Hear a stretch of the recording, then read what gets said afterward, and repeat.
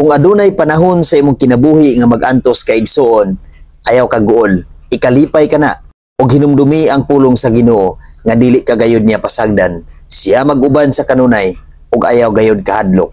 Salig ngadto kaniya tungod kay ang pulong sa Ginoo, ang saad sa Ginoo dili gayud kana mapakyas ug siya maghatag kanunay kanato og tinuod nga kinabuhi. Salmo 119 bersikulo 50. Bisan sa akong pagantos nalipay ako, kay ang imong saad naghatag man akong kinabuhi. Igsuon atong hinumduman kanunay ang saad sa Dios. Tungod kay mao kanay maghatag kanato og kadasig, mao kanay maghatag kanato og kinabuhi. Dili kita maguol sa mga pagantos nga moabot sa tong kinabuhi. Atong hinumduman nga ang Ginoo naa gayud kanunay, nag-uban, nagbantay ug naghatag kanato og kalinaw. Og labaw sa tanan, maghatag gayud kana nato og tinuod nga kinabuhi. Busa sa kanunay igsoon, ayaw gayud ka guol, ayaw ka balaka og paglipay sa tanang higayon. Salig ug ampo kanunay sa Ginoo igsoon, tungod kay siya magatiman kanunay sa matag usa kanato. God bless.